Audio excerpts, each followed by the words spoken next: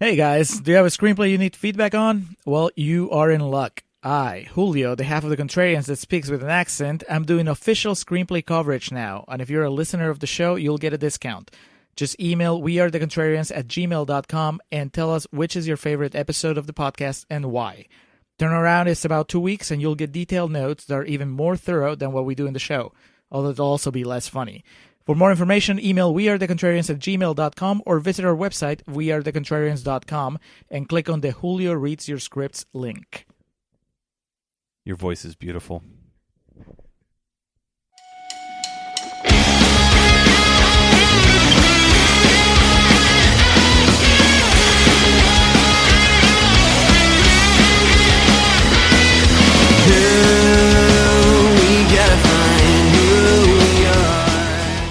Welcome to the Contrarians, where we're right and you're wrong. Be sure to check out the Contrarians on iTunes, where you can rate, review, and subscribe. We're also on SoundCloud, and don't forget about our main website, wearethecontrarians.com. Be sure to keep up with the pretentious ramblings of Alex and Julio on Twitter, @JamesAlexMattis and @Ovnio. That's OVNIO. Time for the podcast.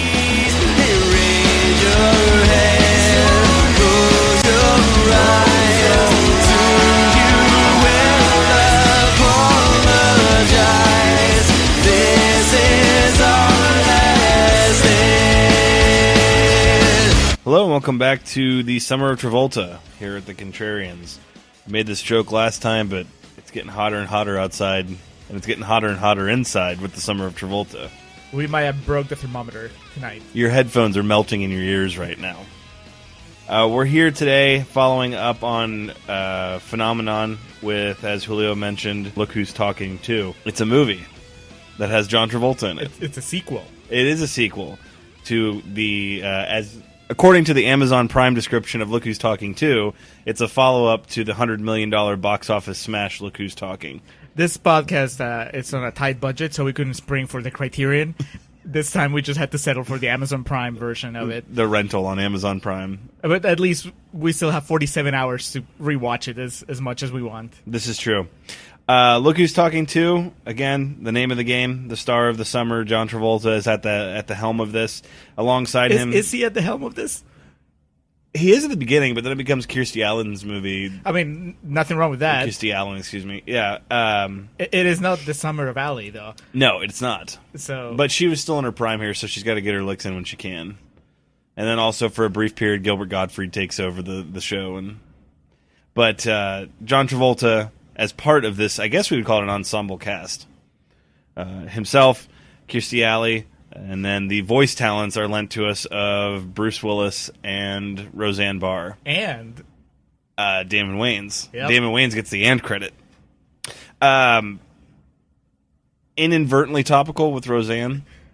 That's my Contrarians Corner take on this movie, is that the origin story. It's the origin story of Roseanne Barr. That's fair.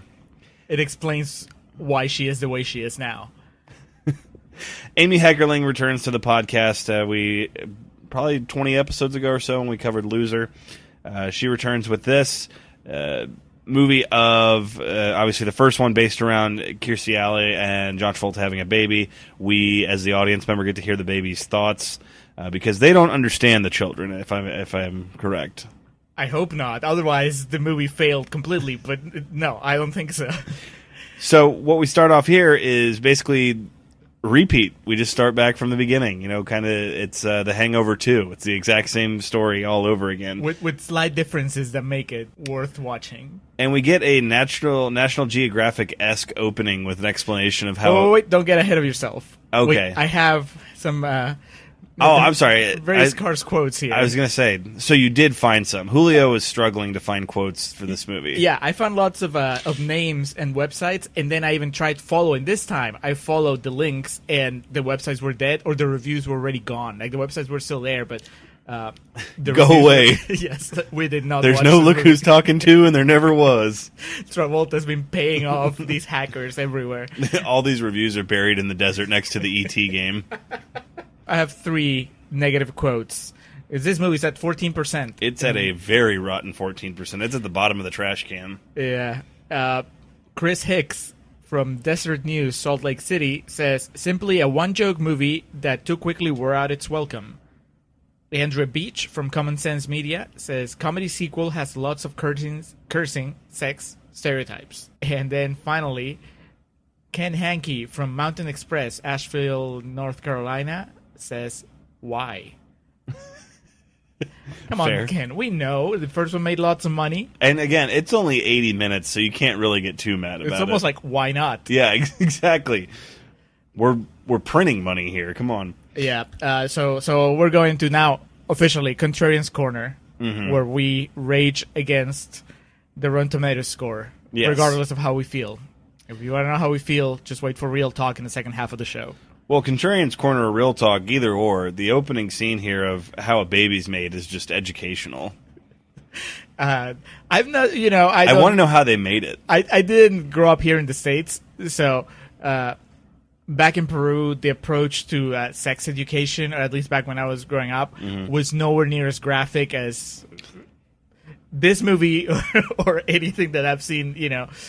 Whenever you see movies of kids watching videos and American high schools, like in movies, does not reflect my experience growing up at all. But here, I have to wonder, because you grew up here. So this opening, I had no idea what it meant when I was a kid watching it. But does it compare to like a sex ed class, a sex ed video? Well, I never really got sex ed. They teach you about sexual harassment and sexual abuse and promote abstinence. Oh, you went to that kind of school. Yeah, and that works out perfectly. Works out so well that most of the high schools in Texas have daycares for students' kids. Well, they should have watched Look Who's Talking Too. Yes. And then, we did at school, and it was the edited version where it's just basically John Travolta dancing for an hour and a half. They also edited out Damon Wayans. Yes. All babies the are white. Undesirable cast. We open up here with How a Baby's Made. We see the creation of Roseanne. So completely it's like a soft fade. You see Travolta and Kirstie Alley in bed, and then soft fade to her uterus. Yes, and she provides the voice of her egg, and Travolta, I guess, did like 1,000 voiceovers because he's doing the voices of all his sperm, and you can hear them like conflicting with one another, like talking over one another. It's wonderful. And then, of course, as a kid, I had no fucking idea what a diaphragm was, so this is the first time I've watched this since I was little, and I was like, oh, that's actually pretty intense. The diaphragm doesn't do its job, though, and that's kind of why it's been discontinued as a birth control mechanism, in that one of the little Travoltae get through and impregnate Kirstie Alley, and Roseanne is created. Yeah, it's... I mean, as far as secret origins go, it's not bad. It has the sufficient creepiness factor, which grows later on when we see her actually in the womb. Yes. When Jim Henson lent one of his puppets to be displayed on screen. One of the discarded puppets. But it is very educational and intense. And it does create their daughter, Julie, who is voiced by Roseanne Barr. We get a picture painted of Travolta, Jimmy, and Allie, who plays Molly. She's the breadwinner of the family. She's an accountant. He's I guess... I didn't really know that there are like wannabe pilots, like like a kind of in Austin you see wannabe rock stars and stuff, and so he's like a fly by night, trade by day kind of guy. He's a taxi driver to pay the bills to hopefully become a pilot one day. And then he at night he goes to open mic flying bars. He just goes and waits for someone to pick him to do a flight for him. Molly's parents hate John Travolta because he's not an accountant. They're very mean to him. He's kind of an asshole, though. I think that if I was married to Kirstie Alley, I would be nicer. She puts up with a lot of shit from him, and I think it's on Travolta's talent that he's so likable, and yet here he manages to be not likable for so much of the movie. Yeah. And then, at some point he dances and you forget everything. Exactly. You understand why Kirstie Alley's still with him. The plot of the first act is basically them informing Mikey that he's going to be a big brother, and the internal dialogue of Mikey accepting this fact and kind of curious of what all this is going to entail. in his mind, though, it's going to be wonderful. It's a lot like The Simpsons, where Bart flashes back to what he thought when Lisa was going to be born, and just nothing but sunshine and rainbows.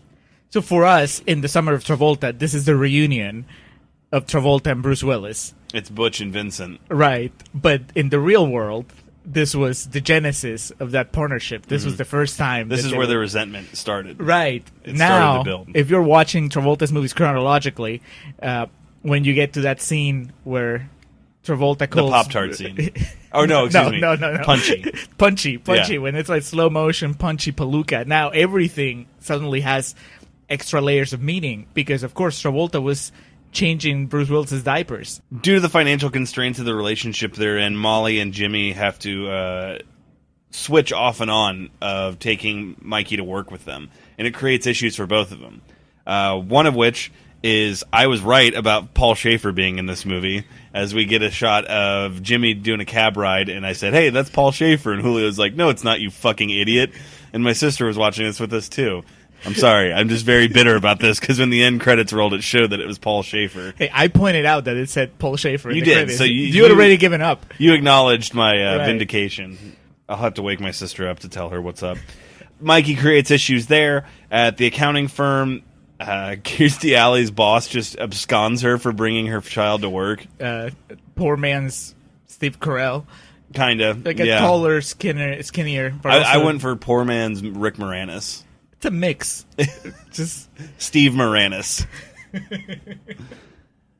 But they're struggling. It really does shine some light on the struggle of the American family, especially, just as relevant as it was. This movie came out 28 years ago, as it is today, of, love and the desire to create a family, but the economy's shit, and, it's a scary time. yeah, I was honestly surprised they didn't freak out more when she got pregnant again. I guess we skipped over that part, right? They have sex. We realize that the diaphragm didn't work.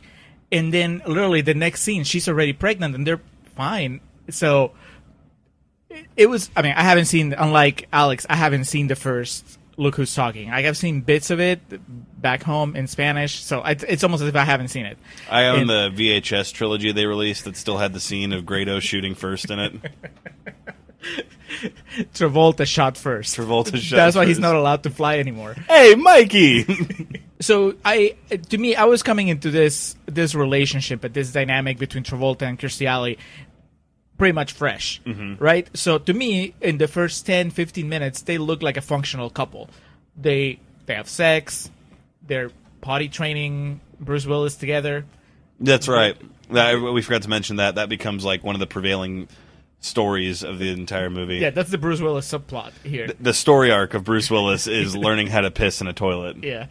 And then... when you gotta take a piss... You get what? Let's not kid ourselves. This may be Contrarians Corner, but I'm not even going to pretend that there's an Oscar script for Travolta here. He's doing what he can. He's working with what they gave him. Right. But if you were to pick like a highlight, there's one later down the movie, but this one where he's trying to explain to Bruce Willis how to use the potty training potty, that's pretty good. Yeah. It's funny. He keeps trying to figure out what to call piss without offending Kirstie Alley. Oh, and also not like compromising his man values. I'm not going to say pee-pee. And then, of course, ends up in a song and dance number. It does. John Travolta for Look Who's Talking To. They would show him in the crowd just like Joaquin Phoenix when he was nominated for the Master, just shaking his head, not wanting to be there. Dude, they finish their big musical number, ends with them singing the Beastie Boys. It does. Well, at least a cover of that. A cover. They do a P. But a P reference in the style of the Beastie Boys. It's urine-based. Yes, there you go. But what I was going to say is that, so far, so good. They look like an okay couple. They literally can finish each other's sentences because, they clearly did not rehearse that pee-pee music number, but they were able to, pick up and go at it together. I know, Kirstie Alley starts singing, and I don't know what the fuck she's doing. Yeah. I didn't know what they were doing until they got to the Beastie Boys, but Travolta knew the song, so yeah, you think that they're great, and then the strain of having two kids starts weighing on them, even before just strain of having one kid and her being pregnant again, and and you see through the movie them arguing. It's almost like every other scene where they're together, they're having a fight, and It's real. it's real. But then it hit me. They're like, oh, they're one of those couples. Mm-hmm. You know, you all have friends that are like that, where the whole dynamic of the relationship is that they're always arguing. Yeah. And yet they're always together. Mm-hmm. You keep waiting for the breakup, and it never happens. Now, this movie's so great that it actually gives us the breakup. But like with those said friends, there's always the rebound, the bouncer back. Eventually, as you do at any point in time, this labor goes by pretty fast, and after 9 months, pregnancy goes by pretty quickly, which leads to the labor. Instead of just going the traditional easy route, though, the movie kind of takes a stance, and young animatronic Roseanne has the umbilical cord wrapped around her neck, so a very real concern that a lot of parents face. That their kid is in an animatronic. Well, that first, that your kid's going to come out as a Muppet reject version of Roseanne. And then two, that the umbilical cord will be wrapped around this animatronic's neck.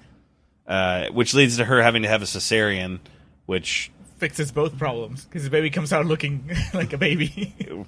It comes that magic passage of Kirstie Alley. For a movie that I believe was to be marketed towards kids, this scene's pretty visceral.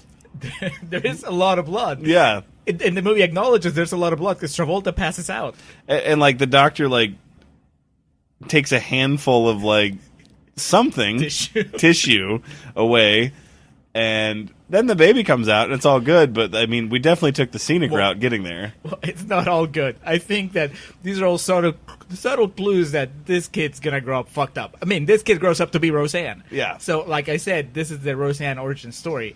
She has a difficult birth from the very beginning. She almost dies. Yeah. They get her out at the last second. I mean, her animatronic eyes were just closing, and she's like, "At least I achieved all my dreams," or something. And then it's fading to black, and then she comes out. So. And then she's immediately taken from her mother because they need to be incubated. Dude, talk about being. This is not even graphic, but visually, it's kind of jarring how you see it from her point of view, and it's just multiple shots of Kirstie Alley receding. Mm-hmm. Just fading away. This kid being taken from her mother, much like her television show. Just fading.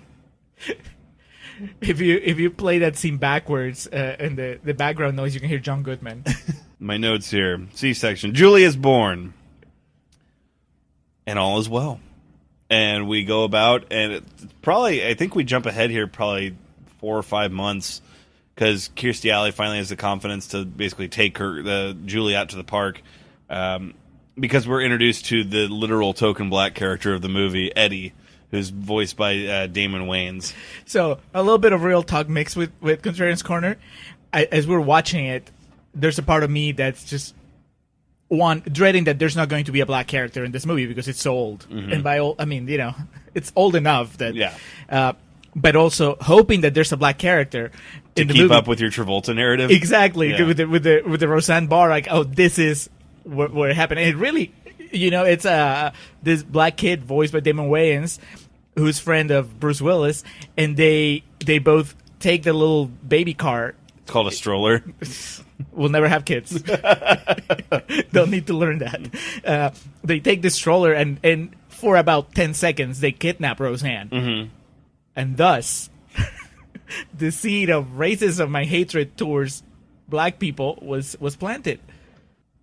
I like Damon Wayans. I thought he did a good job of the voiceover here. He's the ladies' man, the delight of the night, and definitely styling for the time too. Yes. Well, also I was going to say he is the movie's take on the stereotypical wise black man. Mm-hmm. Now this is the wise black baby because he teaches Bruce Willis the ins and outs of just getting out of diapers. How to use the bathroom, how to talk to women, things of that nature. Definitely something that Bruce Willis could use at this point in his short, albeit, life. I took note here that I mentioned it about Eddie, the character, but man, Kirstie Alley, the style in this movie is just on point. I did mention to Julio that every scene in this, Kirstie Alley could just be someone in Austin, Texas right now, like with all her wardrobe. But I really thought, especially... She had the glasses? The glasses, but like everything she wore, especially in the middle portion of the movie, I kept just thinking like, they just recycled this for like the first season of Friends for the Rachel character to wear. Because it would have been like when did Friends start? 94? It's a lot. I always feel like it started in like 98, but it was a lot earlier than that. It went on for 8 seasons. But it was one of those that there were like long staggered times in between because it ended in like 02, 03. Really? I don't know. I never really watched it in real time. I always felt like I was like at least one season behind. Well, okay. Then my question is the wardrobe, the visuals of this. Right. Does Kirstie Alley look like Rachel Green? Yes, it's the Suspiria of its realm. I mean, Kirstie Alley looks great throughout the entire movie, but it is the summer of Travolta, and I have to say, Travolta does not look great in this movie. His big scene, which we'll get to later, is when he looks the most Travolta-esque. That's when he sheds all the like schlubbiness that's been put on him by the movie. But I understand. I mean, when you're a dad, you have no time to look cool. Friends ran from 1994 to 2004. 10 years. Yes. So it's 10 seasons, not 8 seasons? I think it's 8 seasons, but like I said, there were long periods of staggered time, especially when Chandler was getting sober. They pioneered we'll break this season in 2 halves bullshit. Mm-hmm. Yeah. Isn't that what... what's the big one? Game of Thrones? Didn't they do that recently? They were waiting for the second half of the last season. Okay, so it's on the last season? Well, it will start next year. Yeah, we got a big like. Y'all got gap. some patience. It's good. As good as this movie. Travolta, yeah, they try to shoehorn him into these roles like the pilot, the taxi driver. I appreciate what they're trying to do and make him the John Everyman in this movie, but Travolta's a fucking star. I don't buy him as a taxi driver. I don't buy him as a pilot. I know that he has his own personal taxi driver and own personal pilot. If this movie did have a failing, and that's if it had a failing, it's that they try to shoehorn Travolta into these positions that he doesn't need to be in. Well, much like we talked about in the last episode of Phenomenon, right? Where Phenomenon, he's also playing the everyman, and I think that Phenomenon benefits from him having aged. So, no matter how talented he was when he was young, age gives you more experience. It gives you more ways of using your ability. So, I think that Phenomenon, he's also surrounded by a stronger cast and better production values and everything. This movie, I think part of its charm is that it looks like it got shot in the weekend, and it's like there was no makeup person. There was, I mean, Kirstie Alley, I'm sure she was looking. It looked great, like it was never shot on film. It was just shot directly onto VHS. Yes, yeah, and so the Travolta's, they make an effort to dim the star power. Travolta's star they power. adjust the hue on Travolta. Yes. In the result is that he looks unkempt, but I don't know that he looks. He's not awesome third act of Phenomenon, 5 o'clock shadow in his PJs, Travolta. Right. It's more like it looks like he showed up for the rehearsal. Yeah. And he never went into the trailer for the actual like dress and makeup, before he goes to shoot. And yet, because it's John Travolta, it still works. He still makes you care, and even though he's being an asshole, you still feel bad for him. Yeah. And, so good for him.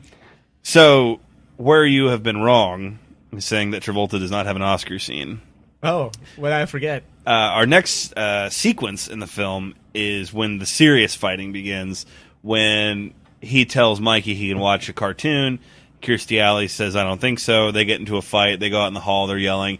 It's a typical New York scene, which I appreciate. Like we talked about, this movie was filmed in Vancouver, much like Friday the 13th Part 8. I think only one day of filming was in New York, but they had to make sure they got their New York stereotypes in there. So they're fighting in the hallway, and then, shut up, the both of yous! Woody Allen walks by in the background. Just dumping trash in the hallway.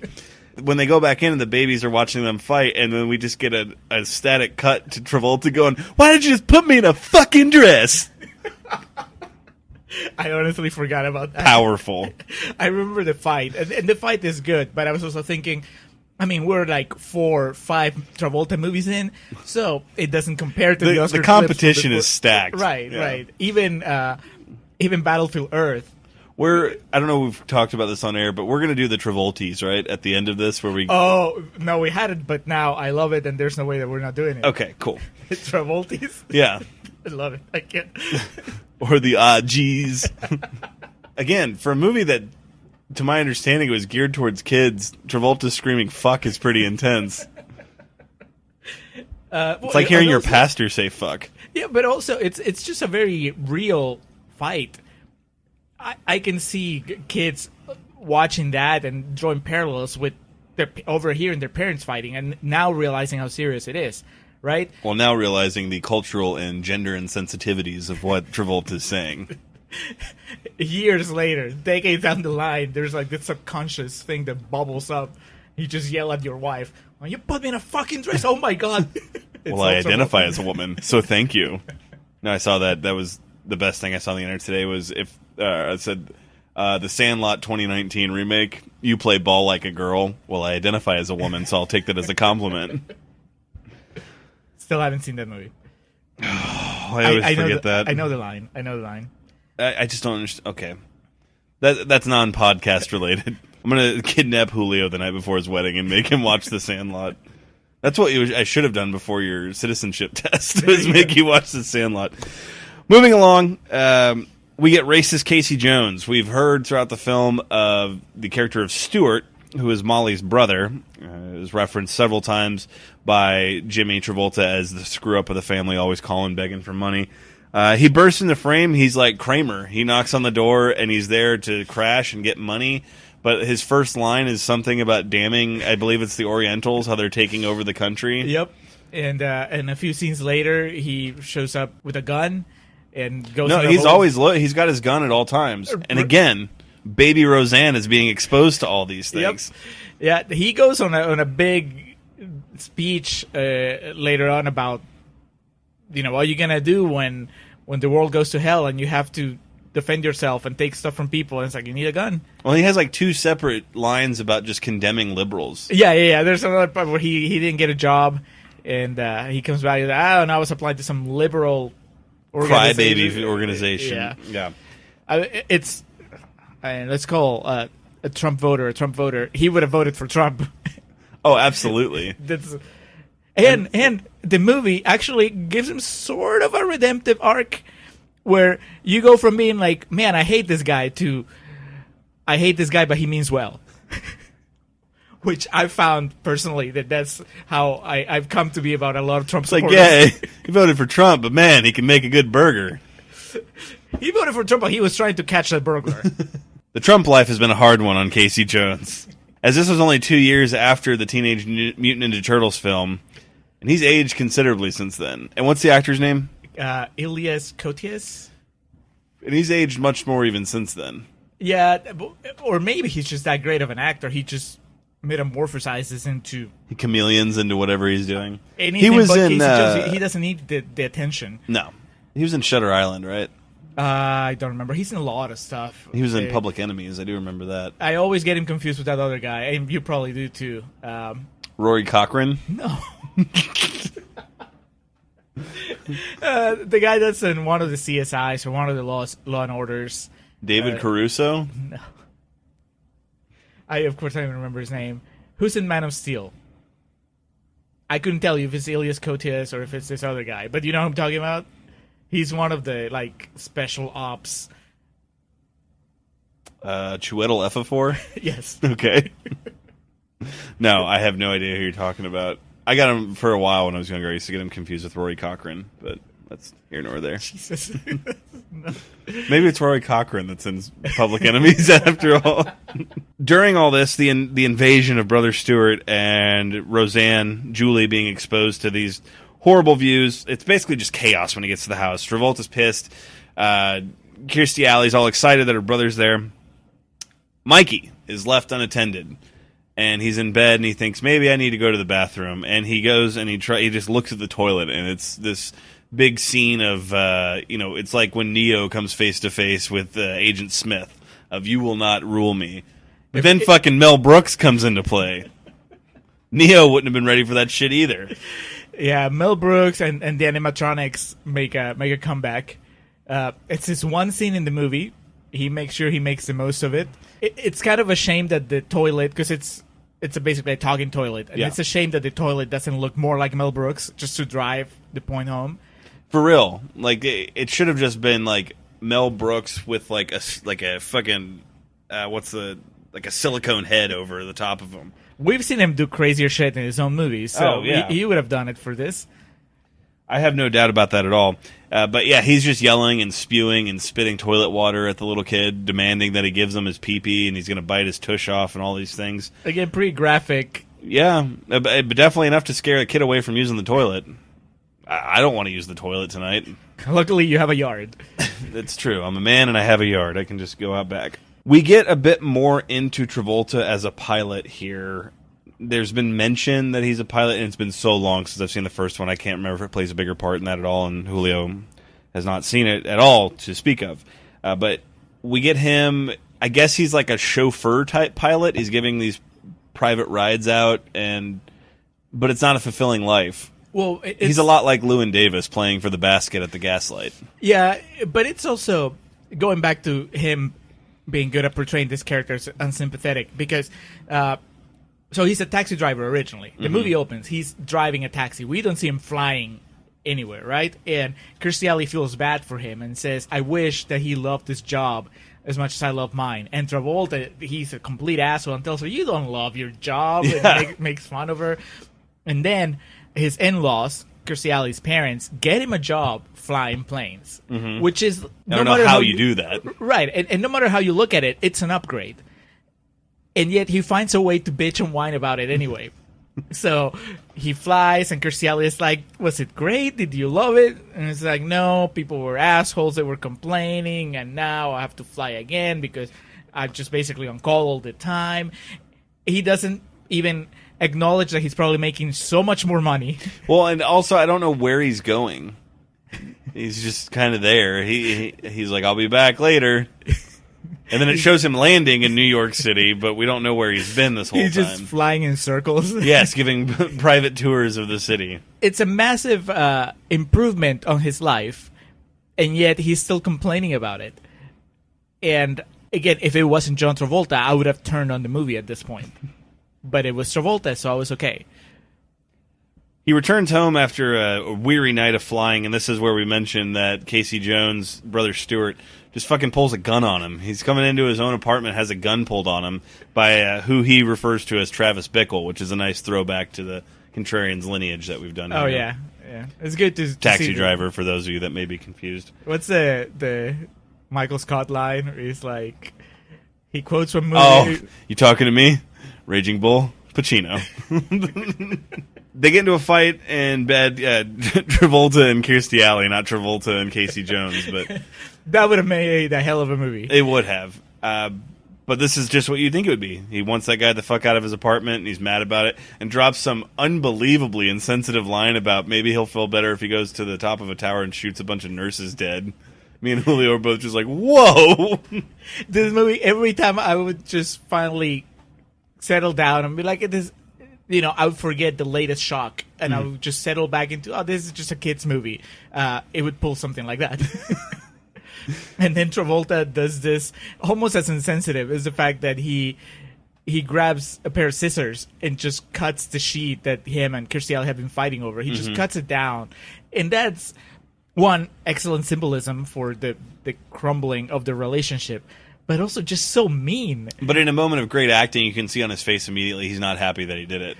Yeah, and Kirstie Alley too, not to undersell her, because so Travolta looks regretful about what he's done, and Kirstie Alley looks like, well, fine, if that's what you want to do. And then she puts her arms right next to her body, kind of like to say, well, this is my sheet then.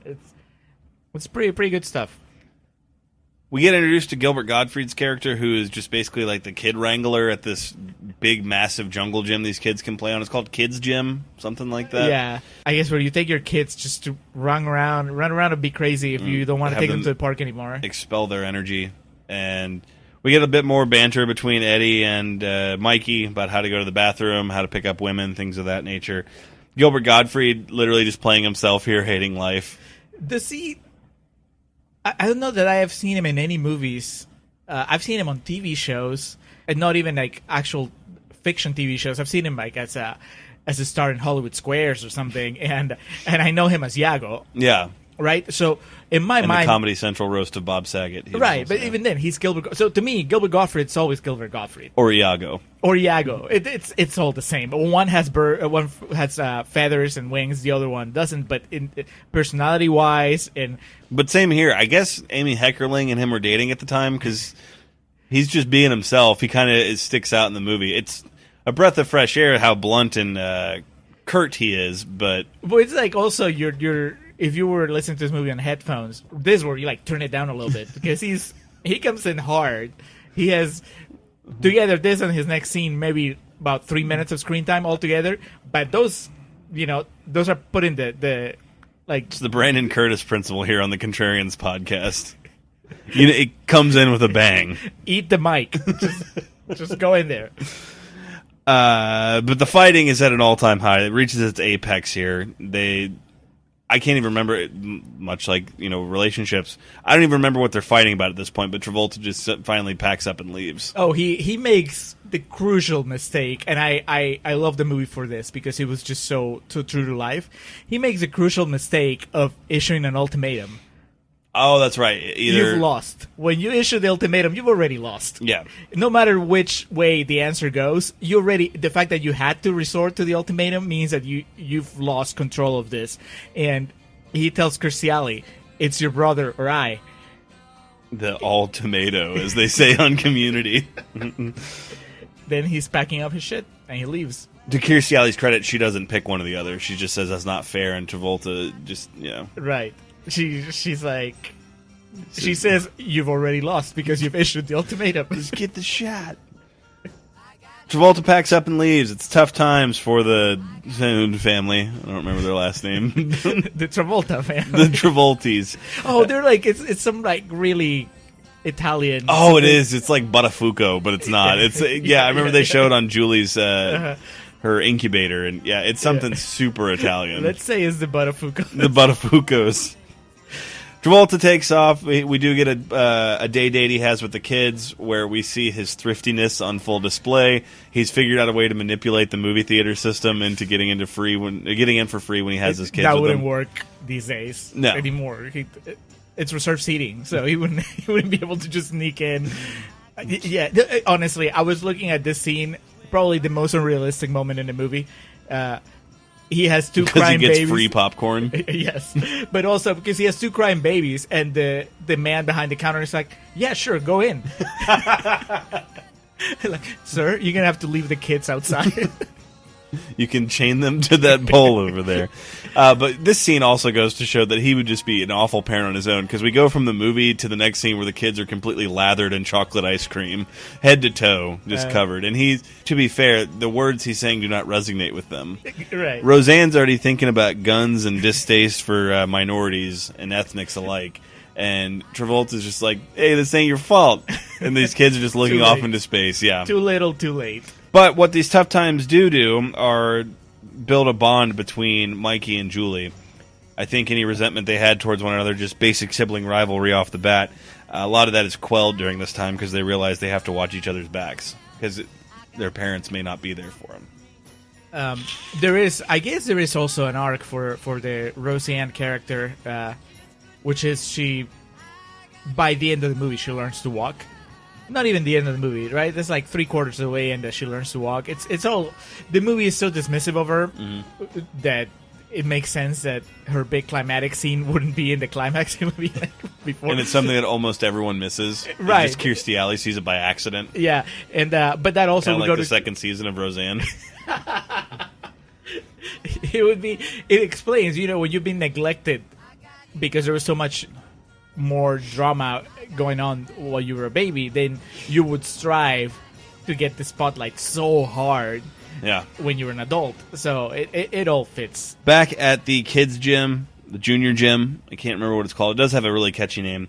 But this is where Travolta comes to life, where the fire burns bright.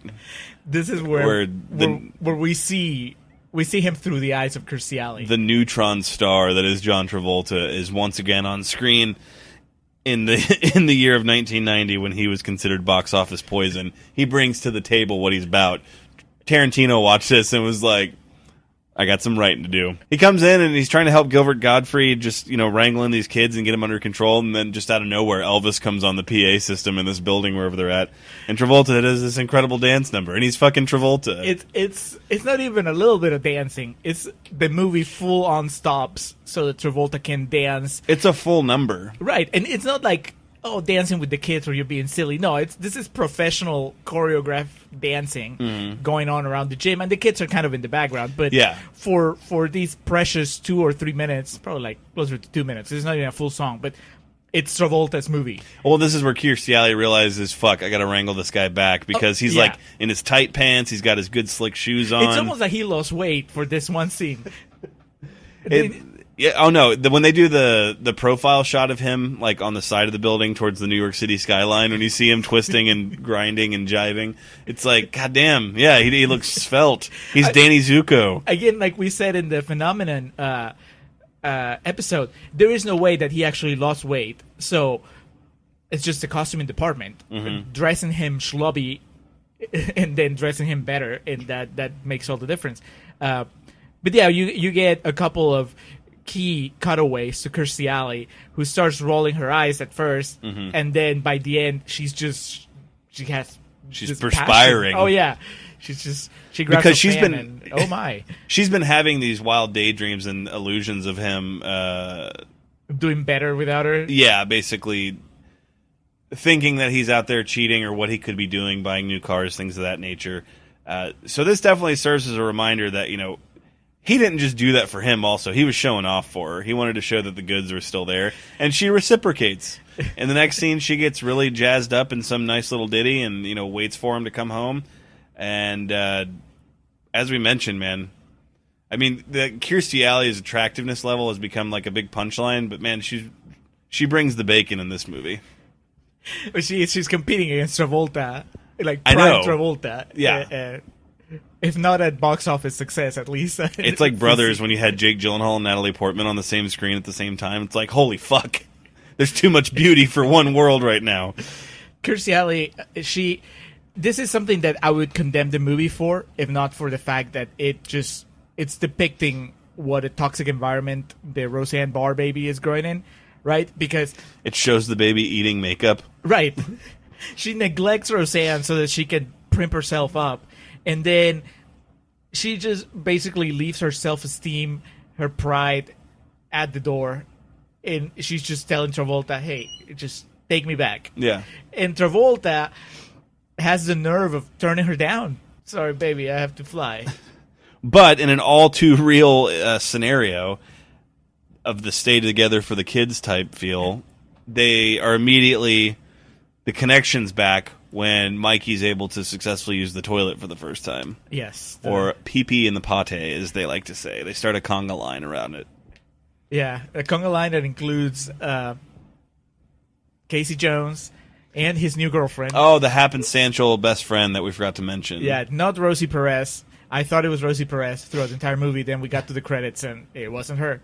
It's a friend of Kirstie Alley's who just kind of moves in halfway through the movie because her apartment was robbed. She's a boy crazy, hungry to get married, very stereotypical 90s side female character. Probably the one character in the movie that just didn't get any special treatment, like any twist to the stereotype or anything. No. She's just there. I mean, the most interesting thing about her is that she finds Casey Jones attractive and interesting. After he pulls a gun on her. Yeah.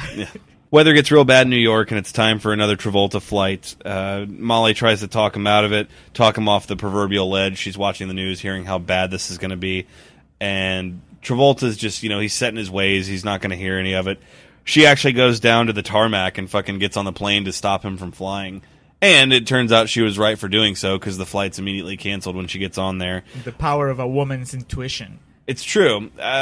I like that twist to it, that it's not just her like hopelessly running back to the man. She cares about him, but she's right through all the scenario, that he's being an idiot and that he shouldn't do this. And he gets proven wrong also. They finally reconcile for good in that cockpit, but it's not even...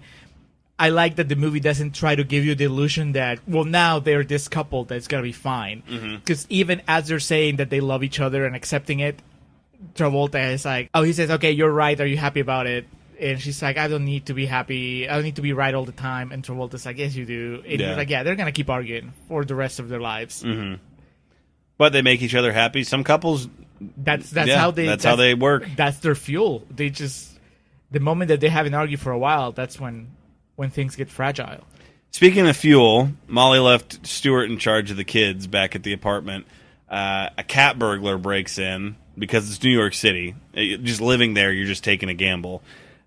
When Stuart goes to chase him off for attempting to steal some jewelry, a big old fire starts in the apartment, and it's just Mikey and Julie left in there alone. Yeah, the movie very subtly proves that, well, guns, because he pulls a gun on the guy, and it still doesn't stop anything. It doesn't fix anything. No. And instead, he chases him, there's fire, and guns don't kill people, fire kills people. Well, and for all this movie went through, and Casey Jones's character of explaining, this gun's going to be the only thing to save me, and, the only thing better than a bad guy with a gun is a good guy with a gun. He has the gun against the bad guy and doesn't do shit. The guy just fucking what are you going to do? He shouldn't have had a permit. That's the thing. Casey Jones has no business owning a gun. No. So Stuart is off chasing this burglar. Again, the fire begins. Mikey, to his credit, like a badass, just puts Julie in her little rollaway cart and just has no issue getting out of the apartment. It is a John McClane origin story in a way. He just gets out the door, he figures out how to operate the elevator, and they just meet Molly and Jimmy down in the lobby. He's not even crying. Neither of them is crying. They're just cool as cucumbers. Cool as could be. Cool as a cucumber sailing on the Antarctic. And then Travolta goes upstairs and finds a fire extinguisher and puts out the fire and then celebrates. It's like the most Travolta-esque moment of the movie where he puts out the fire. He's like, yeah!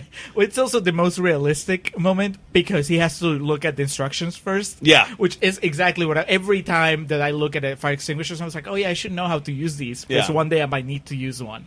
Yeah, he's like standing there in the billowing flames and he's just like, I can't see! But he finally puts out the fire. He escapes. It's reminding me a lot of the end of Mixed Nuts, just because it's like just chaos with all these police officers around.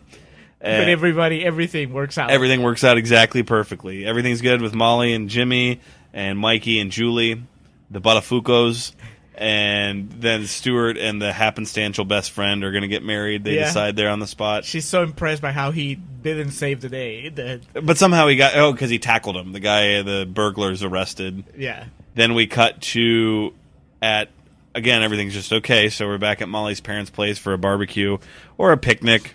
I don't know if people in New York really know how to barbecue.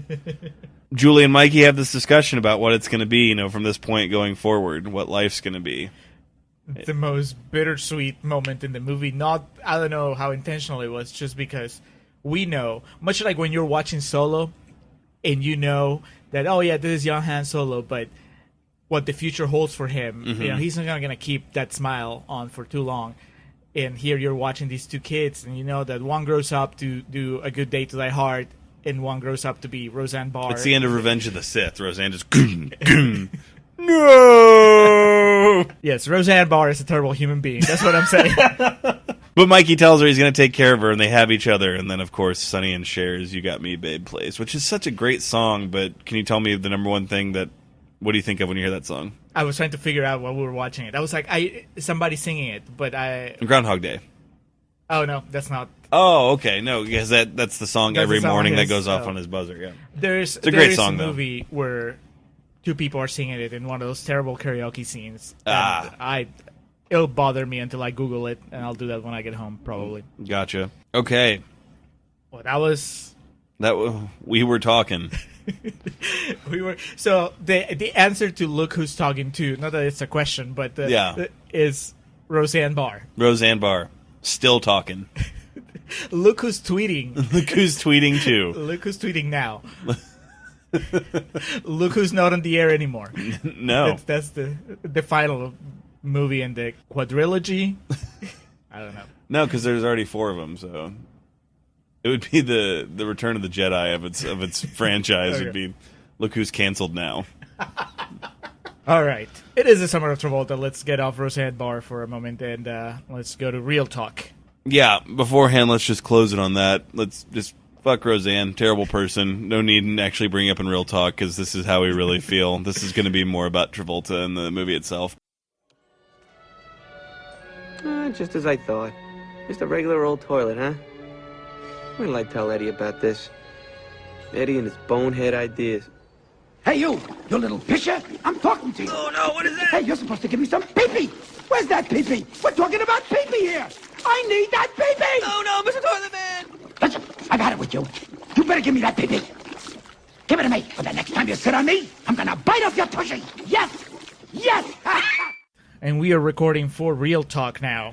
Luca's Talking 2, released on December 14th, 1990. Bafflingly enough, it was a Christmas movie, despite having nothing to do with Christmas. It's the Christmas present of having Travolta and Kirstie Alley back. Get right under the tree. In my vague research of this one, there was barely any trivia on IMDb. I couldn't find what the actual budget was, but box office was under $50 million, so half of what the alleged smash made. Not alleged, the first one did do really well. Again, directed and written by Amy Heckerling, also written with Neil Israel, starring John Travolta, Kirstie Alley, Bruce Willis, Roseanne Barr, Damon Wayans. Olympia Dukakis was the happenstantial female best friend. No. Olympia Dukakis is the mother-in-law. Oh, excuse me. Well, then she's not credited. It has a... I know I saw her in the credits, and that's when I figured out she wasn't Rosie Perez. Okay. As you mentioned, Mel Brooks provides the cameo voice of Mr. Toilet. Elia Cotes, Casey Jones as Brother Stewart. Let's see here. Oh, and then, the one piece of trivia that you and I discussed was Richard Pryor was originally supposed to do the voice of Eddie, but depending on what you believe, either he was ill or read the script and was like, fuck this shit, I'm out. Or maybe he actually did the voice and it was just too edgy. For a movie that's edgy, it was too edgy. I mean, the way I figure this happened, I don't know. I haven't looked at the behind-the-scenes footage, but this looked to me like they just gave the kids a vague idea of what they were supposed to be doing. And moving their mouths. Right. And they're like, just hang out here, or, just laugh, or cover your mouth, or whatever. And then they put Bruce Willis and Roseanne Barr. And just ad-libbed. And just ad-libbed, right? That's exactly what I got to. There's no way they could have scripted what they had them. Yeah, because, I would think... Had them say. If it was scripted, I would hope it would be better.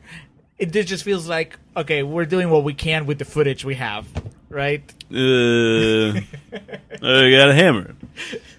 14% on Rotten Tomatoes. Much like Phenomenon, when I disagreed with what the prompter was telling me of how long it was. This bad boy clocking in at 82 minutes.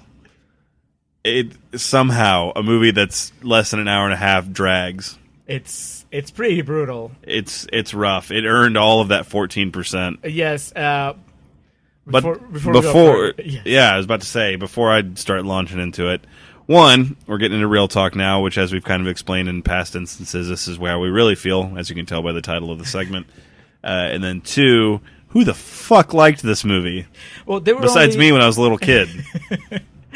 There were 2 fresh tomatoes on the on the app, and one of them was one of those things where I looked on the website because it didn't provide a quote. So then I looked on the website, and the website's still there and it has reviews. It's obviously an up to date. Like, it had a review of Solo.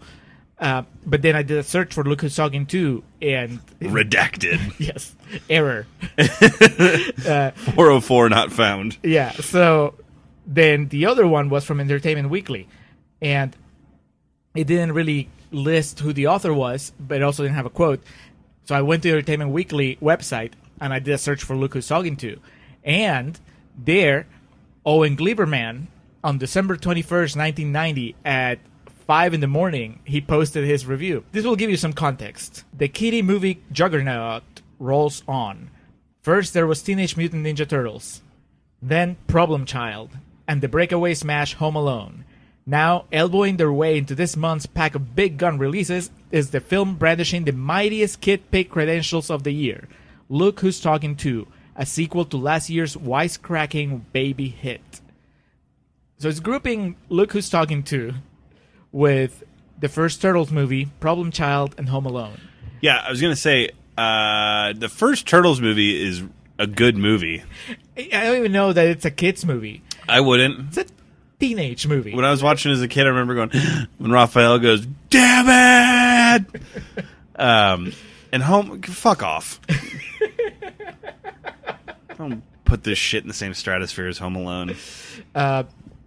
Now, I guess what would have been his quote in the app is him saying, Travolta and Ali continue to bring out the best in each other. Their marital spats are just believable enough to give the movie some heart. I mean, kind of. It's not the worst part of the movie. So the main thing I kept wanting to say to you the entire movie that I held in just because it would make for good conversation, the most, without question to me, the most baffling part of this movie is that it was a PG-13 movie aimed towards an older audience. Yes, because it defangs it.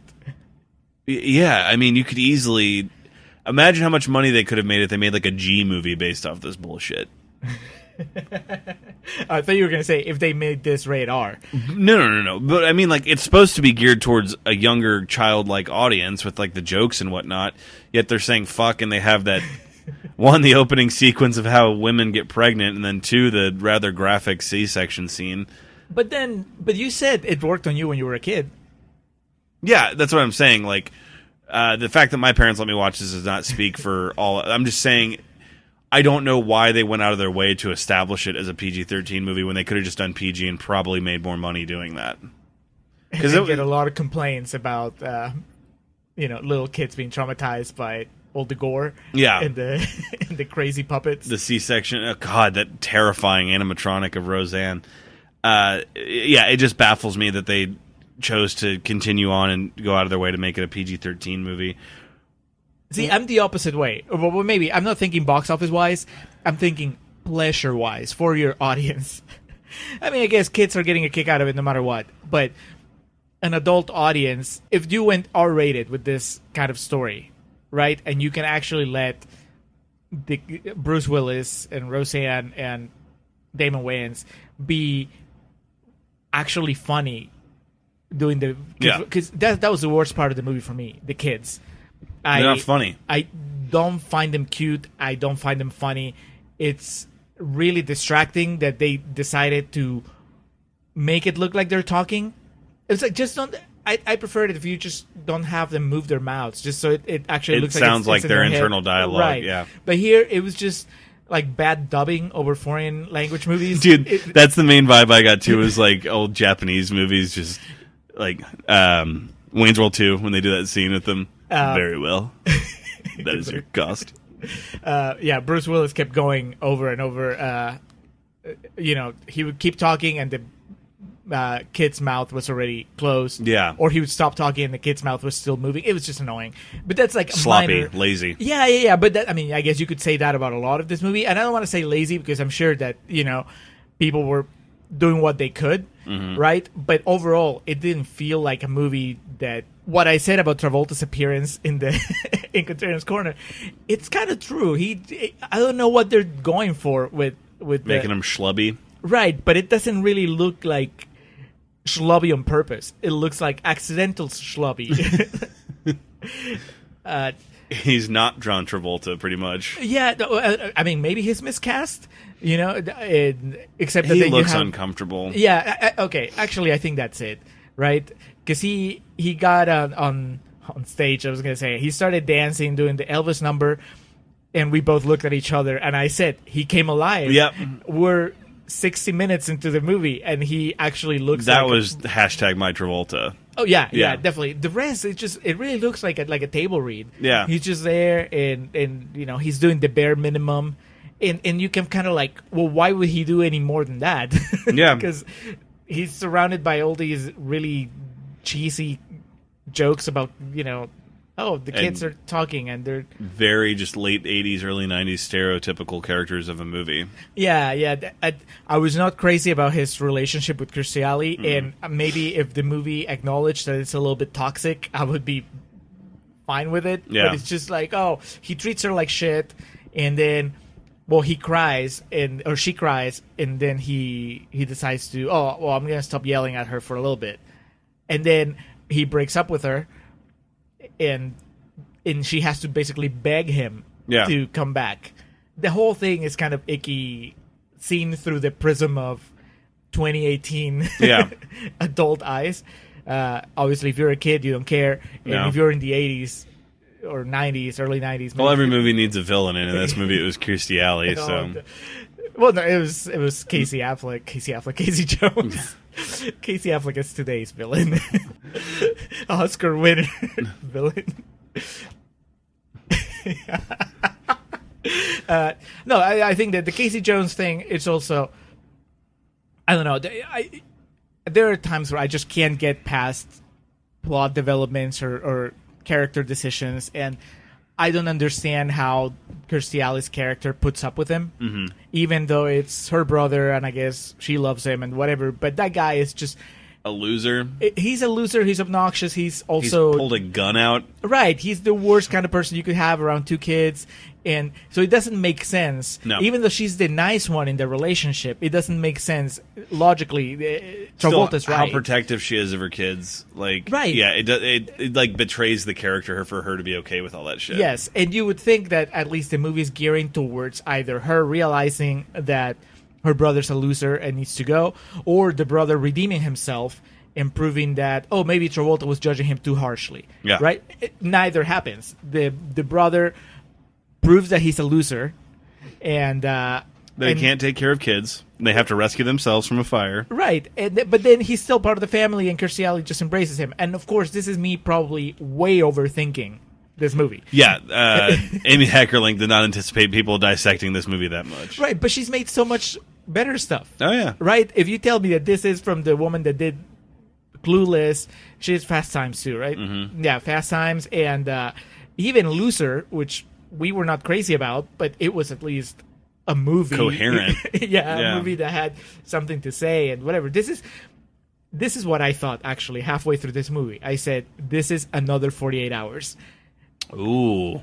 You know, because I don't know about the first two Look Who's Talking, but I'm inclined to believe that it's better than this. It has an original concept that at least it did what it could with, and maybe surprisingly endearing performances from John Travolta and Kirstie Alley, and a comedic chemistry or whatever. And then 2 years later, they're like, we need to milk this cow. Yeah. Give me a sequel. Exact same thing. We'll just add Roseanne Barr. You haven't seen Tommy Boy, right? No, we watched Black Sheep. Yeah, because I was going to say you could also make the analogy that it's Black Sheep. Except I actually laugh in that, but now I'm just thinking of Travolta going, "Hey, it's the Iceman." Yeah, that's actually a really good comparison. And there's a third one. There is, from like 1994. I've never seen it. Much like there's a third Home Alone. Well, it doesn't have Macaulay Culkin, so. But to your point of just like milking things. Yeah. But yeah, at this point, Travolta couldn't say no either. He was in the famous phrase we've used here before, the box office poison. I mean, $50 million is nothing to shake a stick at, but I couldn't find the budget. I can't imagine it being too much less than that. I mean, Mel Brooks, that ain't a cheap ticket, baby. Yeah, it's lazy. It's not incompetent, because obviously, like you just said, Amy Heckerling's not an incompetent filmmaker or anything like that. Again, Travolta at 20% is still better than most people's 100%. It's just, especially already, we made a huge mistake watching Pulp Fiction this early into it, because we can compare everything to that and like, see, this is what he's capable of. Right, but Alex, we also watched Battlefield Earth. I know. You would think that, but that was perfect. Your scheduling of watching, the apex and then the doldrums. Right, you would think that gives us. We got the bottom and the top, and now everything else will fall in between. I was re-listening to our Phenomenon episode after you edited it, and that's what it said. We need to figure out a ranking scale, though, where Battlefield Earth is clearly separated, because we don't want to put it next to movies and make it seem like it's as bad as that. And it's not. Travolta looking uncomfortable, just who knows where he was in his career, his life, whatever at that point in time. he just, to me, it came off like he didn't really care about being in the movie. Right. We've seen everybody involved in this movie, including Amy Heckerling, do much better stuff. Yeah. So, I mean, Casey Jones, Kirstie Alley. I was telling you, I saw. I mentioned in the podcast. I rewatched Wrath of Khan a few weeks ago, and that was her film debut and whatever.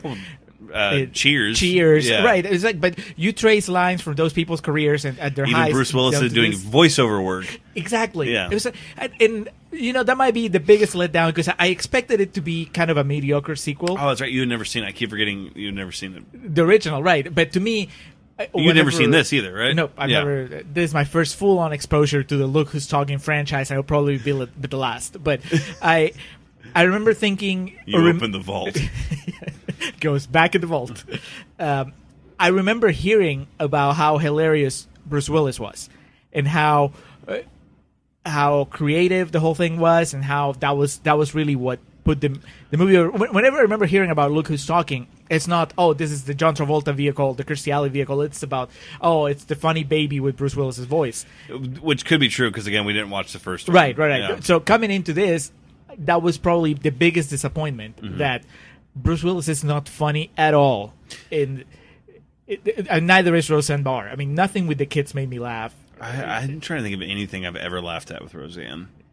That's a complete side story, but like I think I was too young to grasp the concept of Roseanne when it was hot, and now I watch it, I'm just like, yeah, it's just a family of white trash. Like, I mean, I love John Goodman, but I'm trying to think of anything she's done that I really find funny, and I'm blanking. But that's here nor there. No, you can look up that video of where she's singing the national anthem, and I've seen that. Yeah, it's not funny, but it's I don't know. It's interesting. Do you remember a game for PlayStation from like 98, 97 called Apocalypse? It was the game that starred Bruce Willis. No. Oh, dude. Like actual Bruce Willis? You played as Bruce Willis? You played as Bruce Willis. It was like Armageddon. Hell was happening. Like hell was coming to Earth.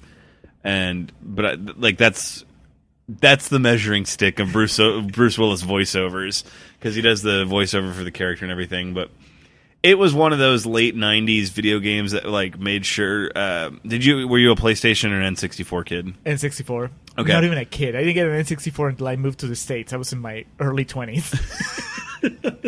I was a Super Nintendo kid. Okay, so yeah. When I got my first PlayStation, I was either 11 or 12, so I was still a child. Here nor there.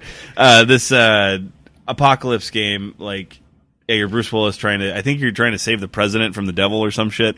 But it was one of those perfect... Who's the devil played by Oscar Isaac? He's all blue. But it was one of those late 90s games with the PlayStation, because you could use like CD quality audio and like videos and shit. So like the voiceover is really crisp, and then they like just like fucking shoehorned in like System of a Down and all these like bands from that time period into it. But any chance I get to talk about that game, I do. Better than Look Who's Talking. That's what yes. you're saying. He's not just going like, I got a flamethrower. It poked me in the eye. It doesn't sound like he's winging it. No, and that's, yeah, to me, exactly what you said was they put him in a studio a la when they go back and rehash porn. And then basically they're like, okay, call it like you see it. And then he does that, and then they took it back about a second to make it mash up with real-time footage. Right. And, yeah, I don't know. They could have just put Roseanne in a room with a box of donuts and said just say shit. But, I don't know. We'll just edit it. We'll just... we'll make it up. We'll make because all they did with that poor little baby girl was just made her cry all the time. She cried, she put shit on her face, mm-hmm. and then she walks in her biggest moment in the movie. Yeah. That almost no one sees. Yeah. Including us. Because you could just be zoned out by the time it happens. But still, man, Travolta, Bruce Willis, Kirstie Alley, and like Roseanne, 1990, family-oriented film, Christmas time, still only made $50 million. Really speaks to, and again, as we point out consistently on here, $50 million is more money than I will ever see in my life. But also knowing how that industry works, not a good sign. Yeah. But so again, what does it say that he got a sequel? I want to say it was a direct-to-video, but I don't know if that's true or not. But again, I can't imagine this movie cost so much to make. The most expensive shot was probably the fire. Or no, the Mel Brooks toilet would have been the most expensive shot. But I don't know, the opening with the egg and the sperm and all that stuff. I mean, that's... Well, there's some franchises like that. They do that. They know the sequel is going to underperform, but they're going to recoup it when they release the third one or whatever. Mm-hmm. So that could have been the thought process here. It just did crazy business in China. Yeah, yeah. The Iron Man 3 principle. We don't give a fuck what it does in America. Once it gets to Asia with the 3D, it's going to be fine. It'll be like the biggest Asian star doing the voiceover for the Chew of Look Who's Talking 2 was in 3D, like popping out of the poster, and that's why everyone went to see it. Yeah, it's bad. It's not Battlefield Earth bad. Will anything ever be in Travolta's chronology? No. But at the same time, were you more engaged with Battlefield Earth than you were with this? Because I was struggling to just keep looking at the screen. And therein lies what makes a movie, what makes art. I mean, Battlefield Earth was a fascinating catastrophe to watch. G.G. Allen. I like. What's a good example off the top of my head? Blake Shelton, like a country artist like that. So much more of a talented musician than G.G. Allen is. I don't give a shit. I'm not engaged in it. G.G. Allen, I'm like, God, this is a fucking train wreck. Hell yeah. The same thing, Battlefield Earth, I'm just like sitting on my hands on the edge of my seat, just like, oh God, what could possibly happen next? With this, I'm just like, fuck, this is only 80 minutes long, but I just want to get it over with so me and Julio can talk shit about it. Yeah, it's not good. The question that must be posed every time I watch a movie that's this bad: is it worse than Christmas with the Cranks? Yes. I thought you were going to say Battlefield Earth again, but no. Oh God. I actually had to pose myself this question several times because a few days ago, as you saw, I tweeted. I was bored, and I actually did the list on Letterboxd of all our movies, all the movies that we've covered. And yeah, how are those arranged? Based on your ranking? Based on my ranking. Okay. Yeah. So the number one is the one that I feel is the best out of the ones that we covered, and the last one. Because I know I disagreed with the ranking. Well, I figured that's why when I posted, I mentioned. Oh yes, I remember what it was because you had fucking Ready to Rumble as second to last. No. The Ready to Rumble, do I have it under Battlefield Earth? You have it second to last. I know that. The last is Christmas with the Cranks. Yeah, and I saw the iconic Ready to Rumble poster next to that, and I was like, fuck this guy. Did you see that? Speaking of which, David Arquette's talking about coming back to wrestling. I saw you posting stuff about it. I can't remember if I talked about this on the podcast, but like all the wrestling stuff we had done with our WrestleMania bonus episodes. Uh-huh. They were like all kind of represented in New Orleans at WrestleMania this year because Tina Ferrari, who is known in the WWE as Ivory, went into their Hall of Fame over the weekend, WrestleMania weekend, and so like at their fan fest they had all of her old Glow stuff, like the crown and all the old Glow gear. And then David Arquette was at one of the indie shows, and he like jumped the rail as a fan and tipped over some guy on a ladder. And then they had Kevin James. No, Please not Kevin me. James. Oh. That's MMA. That's true. Did we have it as a? But it was still a WrestleMania. No, it wasn't a WrestleMania. It was before I went to Vegas for that Conor McGregor fight. Oh yeah. There you go. Well, and then they did like the whole homage to Andy Kaufman and Jerry Lawler. Again, here nor there type shit. But yes, Ready to Rumble's a lot better than you give it credit for. But my favorite was Ashley's comment, like he was a wrestler, and I was like, "Bitch, he was a world heavyweight champion." Ready to Rumble. I did this. It was pretty fast and loose when I was just adding them. But I'm just giving you shit because you don't have anywhere near in the same galaxy appreciation for wrestling as I do. So that's why, like, that movie's so, like, as a movie, it's so bad. Right. But as a wrestling fan, like, I'm just like, mouth open, the Homer donut gif, and just feed me, man. Yeah, but see, doing that list, and just this goes back to what I just asked you: is this movie worse than Christmas with the Cranks? Let's get back on task here. No, because it's all related. Yeah. I'm doing this list, and I knew, when I added Christmas with the Cranks, I put it all the way at the bottom. But then every time I added a movie that was bad, I had to ask myself that question: is it worse than Christmas with the Cranks? And it was just. it's what we just said. Battlefield Earth. It's technically it's a mess, right? It's just like every decision is the wrong decision in that movie. Is it worse than Christmas with the Cranks? No, because I had a better time watching Battlefield Earth, not the way that Battlefield Earth intended, me to have a good time, but a good time nonetheless. Christmas with the Cranks, I was just bored in the way that I was bored with Look Who's Talking To. Having seen, movies like Casablanca, Gone with the Wind, these classic movies, and my ability to acknowledge their place in film history, how they're good, who's good in it, Clark Gable, Humphrey Bogart, all these things, does not change the fact that 10 times out of 10, you give me the option to watch Friday the 13th, Part 7, Jason Lives. Instead of that, I'm going to do it, knowing how terrible it is, but it's more entertaining and I'm more engaged in it. Right. So the thing is, this Part 7 is the new breed. I'm sorry. Jason Lives is Part 6. I guess what I haven't quite, because like I said, I put the list together very quickly. Yeah. I didn't really settle on, this is going to be ranked by how these movies make me feel, or this is going to be ranked by how well made I think these movies are. Right? What do we have as number one? Do you remember? I put Bullets Over Broadway, which is not a surprise if you're looking at it as ranked by me, because I was like, that's a great movie that I love, that says things that I care about, all that stuff. I know you had Modern Times as number 2, and then that was it. I didn't agree with Bullets Over Broadway, but with Modern Times, excuse me, no argument. I had it at number 1 for the longest time, and then at the last moment, I switched it because of how much I love Bullets Over Broadway. I remember being surprised at how low The Player was ranked, because I remember we had a really good time watching that. Oh yeah, but it's just, did you see what's on top of it? I mean, and trust me, we covered a bit of ground. That Thing You Do. At one point, That Thing You Do was really high, and then As it should be. It hurt me every time I had to downgrade it because you would just watch it go doo. Right, because I was like, it's Taxi Driver. I mean, it can't be under That Thing You Do, but I'm more likely to watch That Thing You Do than Taxi Driver.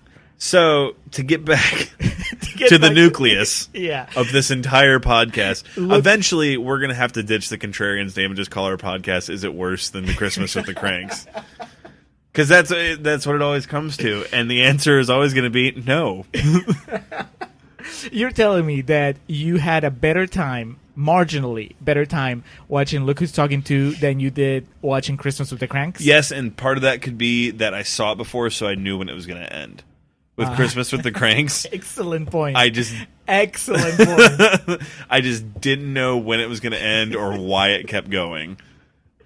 I also, Christmas with the Cranks this is the way I rationalize it. It's a newer movie, like a more recent movie, so it has less of an excuse to be as shitty as it is. Yes. This is early 90s, done with I don't know where Amy Heckerling was on her career, but we know that Travolta was struggling, and it's kind of it's these people that probably were not working under the best conditions. A rush sequel, studio mandated or whatever. Christmas with the Cranks, it's at least professionally feels like it's people working at their peak. Yeah. Right? And they still there's no excuse for that movie to have the scenes degrading Jamie Lee Curtis that it has. So the plot. I know you always bring up the plot, and to me that's it's really dumb, but that's the least of its problems. If it was entertaining with that same plot, I wouldn't care. I guess that's true. But yeah, if it was Travolta instead of Tim Allen, Kirstie Alley instead of Jamie Lee Curtis. Now we're in business. Now we're talking. With this. Oh, besides knowing it's going to end, when that's to come for, it's shorter. Kirstie Alley's really hot, and again, that's just me talking from a guttural position of things that are entertaining about the movie. This is what I'm forcing you to. I put you to this corner. I backed you to this corner where you just have to just go down to your... Not kidding. The Travolta scene where he dances is cool. Oh, yeah. It's like a fun little scene. I was completely forgetting about that. That question shouldn't have even been asked. That dance number by Travolta is better than the entirety of Christmas with the Cranks. Yeah. Well, that dance scene, too, it's especially now watching it, especially with what we're doing, it's so funny because it's just this whole, yeah, bitch, I'm still John Travolta thing. Yeah. It's, at the time, I think... If you're watching in the early 90s, it has to have been a painful reminder of oh, this guy, why is he doing this? Like, the dad who took his kid to the movies to watch that and is just groaning through it the whole time, and he's just like, oh, fuck. It's transported back to That's Saturday Night Fever. Saturday Night Fever, not Yeah. live. Anyway, no, not worse than Christmas with the Cranks. I don't know what we could do that would top that. Don't tempt fate. We still have... Well, look, no matter what we've ever done, you and I have found ways to kind of joke and enjoy something. With Christmas with the Cranks, we were just fucking Videodrome staring at the screen, just fucking waiting for sweet relief to come. Speaking of Jamie Lee Curtis, though, the trailer for Halloween drops this Friday. Oh. Did you see the trailer for Suspiria? No, I saw people posting it. Yeah. I haven't seen the original Suspiria, so I don't think it's gonna hit me anywhere near as hard as it is. I'm shaking my head. I hope the microphone's picking up how hard I'm shaking my head at Julio right now. How have you never seen Suspiria? Come on, man. Generally, I'm not a horror person. But you're a film person. Yeah. I mean, there's a lot of stuff that I know that I need to catch up on. It's like me. I've never seen E.T., so... What? Yeah. That's not even doesn't have to do with being a film person. That's just being a person. Just never came up. The last time I started E.T. was with a lovely young lady I was dating in college. It was like, you've never seen E.T.? We'll watch this. And we watched about 5 minutes of it. That's even worse. That's disrespectful to Steven Spielberg. Desecrated E.T. Did E.T. come home? Oh, well played, sir. Well played. No, it's over there in the big movie selection. You could have fooled me because you've made E.T. jokes before. That's the point. It's so embedded into the lexicon of American pop culture that I get all the references and shit. Yeah. Well, not with Suspiria. No, yeah. Other than Juno, Oh god, I can hear Reed just throwing his computer at the ground right now. No, Suspiria is really good. The sequel, Jesus Christ, remake. It's by the gentleman who did Call Me by Your Name, and it's Dakota Johnson, Academy Award winner Tilda Swinton, and she's from 30 Rock, really pretty. Chloe Moretz. 30 Rock. She was in 30 Rock? Oh, 30 Rock, yes. Yeah. It's a teaser. It's very vague. I mean, the plot of the first Suspiria is not that deep. It's about a haunted fucking dance studio in Europe that is haunted by a bunch of, a witch coven. But, I don't know. We'll see. I think with horror remakes, people always just what they think they need to do is just intensify how violent and gory it is. So we'll see if that's the case here. Well, did you watch Call Me by Your Name? No. I heard it's pretty intense. Yes, but not in the gore section. It's not gory. Armie Hammer just gets crucified. I mean, there's some stuff that happens to a peach. But your fiance, in great passion and anger, told me about that. I don't know. I would expect a very interesting horror movie from that director. Mm-hmm. So, on that level, yeah, I'm interested. I kind of feel like I should watch the original first. Yeah. It's going to determine how the experience goes. Yeah, definitely. And also just, it's such a gorgeous film. A lot of times I forget that it's a horror movie just because I get so excited about the visuals and everything in it. But yeah, with Halloween, I'm interested in it just because of who's involved. David Gordon Green and Kenny Powers. Yep. All right, so we definitely strayed off the Look Who's Talking path because I think we literally said everything there is to say about that movie. I just need to know how you would rate it. In what, a letter rating? Yeah, a D minus. I mean, I'm gonna say 1 star out of 5, and that 1 star goes directly to the Travolta dance number. Yeah, that's the saving grace from giving it the old F ski, but. Yeah, it's really and bad. I guess a little bit of goodwill. I don't think this was Kirstie Alley's good in it too. Kirstie Alley is good. It's just that she doesn't get a standout scene or anything. Her character's written to be such a weakling. Yeah.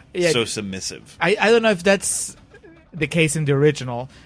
I got hints that because of the way that Travolta talks to her in this movie, that she's supposed to be kind of a nag, right?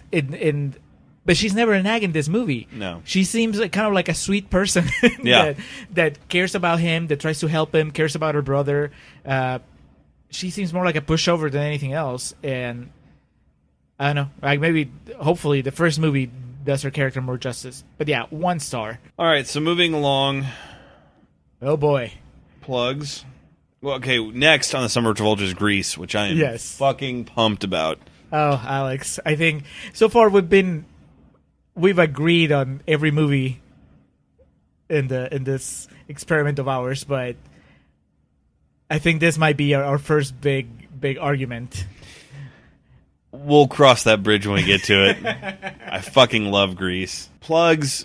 It's only been a week since we met, and my life's been so jumbled with work and everything recently, but I have 2 episodes left in Breaking Bad. Oh, shit. Yeah. Well, why'd they have to kill Mike?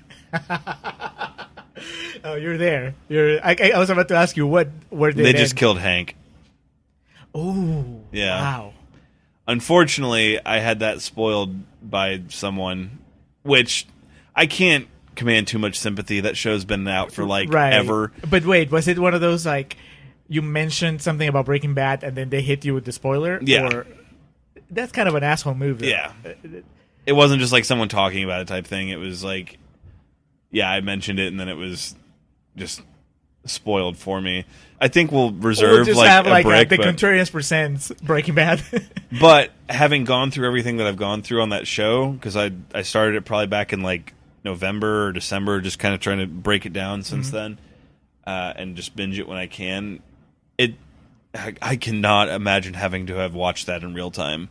Like the episode before Hank is killed, the way it ends is when those Nazis just start opening fire, and I was like, Walt jumps into the car and then cut to black. If I had to watch that live, I would have had a fucking panic attack. I would have been like, no. So the last episode you watched, that's one of the Ryan Johnson directed ones. Oh, really? Yeah. Okay. That's the one that has that huge, really long opening before it even gets to the opening credits. Mm-hmm. It basically resolves everything that's happening in the desert. Yep. And then it goes to the opening credits. Yeah, I didn't know Ryan Johnson directed that. But yeah, and fucking Hank's death is you kind of know it's coming at one point in the series. It's going to happen, but what makes it so brilliant is how just abrupt it is. Mm-hmm. He gets killed in a middle of a sentence that he's saying. And Walt got into some bad business with those Nazis, man. And Jesse Plemons, really, really good. Yeah. Yeah. That classic character of, remorseful but still thinks he's in the right for doing these things. Yeah, kind of killing people with a smile and a blank stare. It was I didn't do anything. So, yeah, when he kills the little kid and everything. But with that, where I'm at, the reason I had to turn it off was when he sells Jesse to the Nazis, and then he just stops him and looks him in the face and said, "I watched Jane die." I was just oh god. I literally, after that speech, I had to stop it. I was just I gotta call T. I'll finish this later. Yeah, that's one of those things that's been hanging over the series for seasons. Mm-hmm. There was the one episode where he got really drugged up on pain meds, and he almost admitted to it, but he didn't. The Fly episode. Yep. Which I'm shaking my head. But yeah, so we'll do a full retrospective of Breaking Bad when I finish it. That'll probably be before next week, but that's pretty much been where most of my attention's been. I'm playing back through the Last of Us, which I love, and then I think I'm going to move on to this new game called Detroit that everyone's been talking about. So keep posted. Is it about the Detroit riots? Oh no, no. There are no winners in that game. I have 2 little plugs. I watched Upgrade yesterday. Have you seen the trailer for Upgrade? Yes, that looks fun. It's exact. That's it. It's fun, but also it's pretty brilliant that they released it before Venom. Because I said it on my Letterboxd review. I just don't know how Venom can be any better than this movie. It's basically the same conceit, right? He has this in Venom. He has the symbiote inside of him, and that enables him to be, kind of a superhero. Here he has that Jenny technology. Slate says a symbiote. Does she say symbiote? I don't know. She pronounces it really weird in the trailer. Is it a real word? I don't know. I've always said symbiote, yeah. And I think the Spider-Man cartoon said symbiote. Maybe that's where I picked it up. But yeah, it looks like a lot of fun. It's 90 minutes. It's a lot of fun. It doesn't give you time to just overthink how dumb some of the things are. It's just, I had a great time. And yeah, I just, not that I was super pumped to see Venom before, but now I'm even kind of like less interested because I feel like everything good in a Venom movie already happened in this movie. That's fair. And the guy looks like Tom Hardy. I remember I had a friend that said it was either X2 or X3. I can't remember what happened, but The Incredibles came out before it, and it's like, man, that ruined it for me because there's no X-Men movie they can make that's better than that. That's an unfair comparison. Fantastic Four, I mean, we've mentioned it before. That I can see a straight parallel. But no, I'll definitely have to check out that Upgrade movie, and then, you and me may have to do a Venom, go see that together just to see. Dude, did you see the announcement? I think I tagged you on Facebook. The announcement about the potential Jared Leto Joker's. Now that we need to go see together. Does that mean that Joaquin Phoenix playing the Joker is off the table? No. That's still happening. That's a prequel. And this will be a Suicide Squad sequel. Remember when we had like 20 years when the Joker wasn't in a movie? And they say Jack Nicholson has a cameo. Does he? As old Batman. As Batman's dad. No, he could be old Bruce Wayne, and then it could be the Batman Beyond Batman thing. Beyond, yeah. My other plug is I watched my third Orson Welles movie in my entire lifetime, and it finally put me on the Orson Welles bandwagon. Mm-hmm. Have you seen any Orson Welles movies? No. I know, like, War of the Worlds, like the story about it. Yeah. I've never listened to his play, but I watched Citizen Kane, and I've watched... Oh, yeah, I've seen Citizen Kane. Okay. How do you feel about Citizen Kane? It's one of those movies that I can perfectly acknowledge its place. It's just... Right. Now it's... That's how I feel. Good, not great. That's a quote from Step Up 2. Just so you know. But yeah, Citizen Eddie Kane. Just at home. Yeah, Citizen Kane. I understand why it was such a game changer. It's everything, but I don't need to watch it ever again. It was fine. And then Touch of Evil, I just straight up don't like. Mm-hmm. And then I just watched The Trial, which is based on a Franz Kafka book, directed by Wells, starring Anthony Perkins, who I'd never seen in anything other than Psycho. Yeah. And he is fantastic. It's like this trippy movie where basically he wakes up and he's being accused of something. They never tell him what he's being accused about. And it's just 2 hours of him kind of like running around trying to figure out like how to defend himself and like poking holes in the system. He meets with lawyers, with judges. There's this woman that's trying to seduce him. It's just great. I mean, it's tricky. Like, I'm not a big fan of these kind of movies because I think that eventually they run out of steam. Yeah. Like they're really surreal movies. After a while, you're just like, okay, but can you tell me what's real so I can find some footing and then move forward? But this one never goes super crazy. So it just remains relatable. Anthony Perkins doesn't know what the fuck's going on. Mm-hmm. But he's not playing the same note over and over. It's not like he's always confused. He's also just, at some point, he's just horny. And there are points where he's just arrogant and angry. And he goes through so many emotions. He plays also. I was just fascinated. I don't think that I could have sat through it with a different actor or a lesser actor, but he was just so good. Orson Welles gets his extended cameo as one of the judges. He's really good. And this is how trippy the movie is. So it opens and it has like a 3-5 minute prologue where it just tells a story that's kind of related to what's going like a fable, and has bearing on the actual movie. And then but there's no opening credits, there's nothing. And then the movie ends and the title comes on, it's The Trial, and then Orson Welles starts reading the end credits and he's like, this was the trial based on a book by Franz Kafka. It starred Anthony Perkins and whatever. And he's reading the names, but he's not really reading them because on the screen they're going out of order, and he's giving them a different order. And then it ends with, this was written and directed by me, Orson Welles, and I also played the judge. And I'm like, we're on the last 20 seconds, 30 seconds of the movie, and I'm still just captivated by everything that's happening. So it made me want to watch more Orson Welles movies, and it made me want to watch more Anthony Perkins movies. Because I've never seen anything else. I know that he did a bunch of Psycho sequels, but never really feel like I had to watch those. No. Curious about what else is in his filmography. But yeah, those are my 2 plugs. The Trial, which is a great trippy movie from Orson Welles, starring Anthony Perkins, and Upgrade, which is not trippy at all. It's just fun. Just straightforward.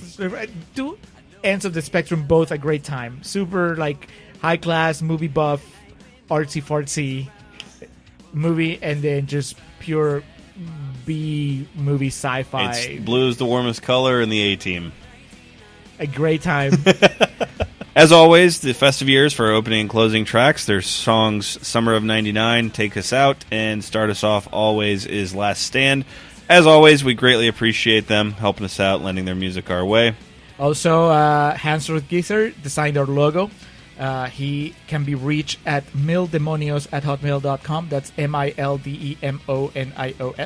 And you can also find him on Twitter at the same word, at mildemonios. He can do your logo. He can do comics for you. Or you can just listen to his podcast, Nación Combi.